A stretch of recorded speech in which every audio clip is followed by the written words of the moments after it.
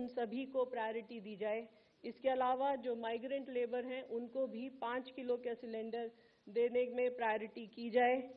इन सब के फलस्वरूप लगभग अभी तक 26 स्टेट्स ने 22,000 टन कमर्शियल एलपीजी एलोकेट की है और allocation is all over the country.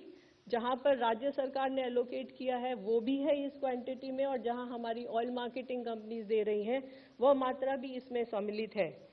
इस सब के प्रयासों के फलस्वरूप कल लगभग 30,000 5 किलो के सिलेंडर दिए गए हैं। केरोसिन के संबंध में भी जैसा आपको पता है, भारत सरकार ने as an alternate fuel option additional allocation किया है सभी राज्य सरकारों को, और यहाँ पर भी लगभग 16 राज्य और यूनियन टेरिटरीज में एलोकेशन ऑर्डर्स जारी हुए हैं। आज के समय में भारत सरकार का भी और राज्य सरकारों का भी ये प्रयत्न है कि ब्लैक मार्केटिंग और होर्डिंग को रोका जाए, और इस सब में राज्य सरकारों की भूमिका बहुत अहम हो जाती है। इस संबंध में मैं आपको बताना चाहूंगी कि कल लगभग 2700 रेड की गई विभिन्न राज्यों में, और लगभग 2000 सिलेंडर भी सीज किए गए हैं। उत्तर प्रदेश, महाराष्ट्र, तेलंगाना, छत्तीसगढ़ में अच्छी रेड्स हुई हैं और काफी मात्रा में सिलेंडर्स भी सीज हुए हैं। इसके अलावा ऑयल मार्केटिंग कंपनीज के ऑफिशियल्स के द्वारा भी सरप्राइज इंस्पेक्शन जारी हैं। अभी तक लगभग 290 शो कॉज नोटिस इशू किए जा चुके हैं। आखिर में आप सभी के माध्यम से मैं देशवासियों से दोबारा प्रार्थना करना चाहूंगी, अपील करना चाहूंगी कि अफवाहों पर विश्वास न करें। हमारे पास पर्याप्त मात्रा में ईंधन मौजूद है और उन तक ईंधन पहुंचाने के लिए भारत सरकार हर स्तर पर प्रयत्नरत है। धन्यवाद। Thank you Sujata. अब मैं ministry of port, shipping and waterways के स्पेशल सेक्रेटरी श्री राजेश कुमार सिन्हा जी से रिक्वेस्ट करूंगी कि शिपिंग ऑपरेशन से जुड़े मुद्दों पर अपडेट्स दें। धन्यवाद। आप सभी को नमस्कार।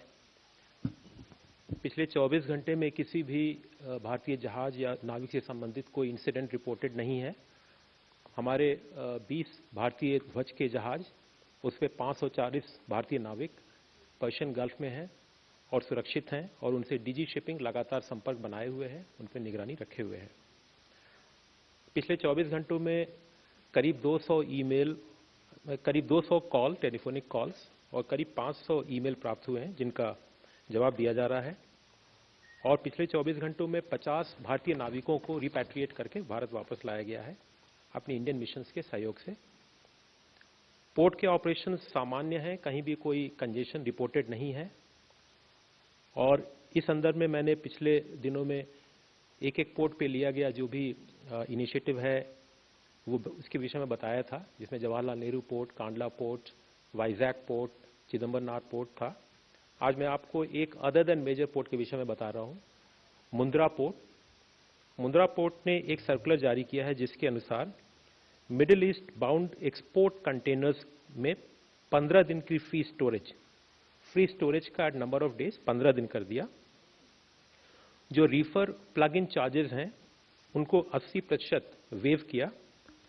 लिफ्ट ऑन, लिफ्ट ऑफ और ट्रांसपोर्टेशन के चार्जेस को भी वेव किया है, और साथ ही बैक टू टाउन कंटेनर के लिए 15 दिन का फ्री स्टोरेज दिया है। इस प्रकार ministry of port, shipping, waterways लगातार shipping movement, port operations, safety of seafarers and their welfare और मैरीटाइम ट्रेड की कंटिन्यूटी पर क्लोज मॉनिटरिंग कर रहा है। धन्यवाद। Thank you sir. अब मैं मिनिस्ट्री ऑफ एक्सटर्नल अफेयर्स के एडिशनल सेक्रेटरी श्री रणधीर जायसवाल जी से अनुरोध करूंगी कि वे एक्सटर्नल अफेयर्स के पर्सपेक्टिव्स में आपको जानकारी दें। Thank you ma'am. As you are aware, our conversations with global leaders and countries have continued.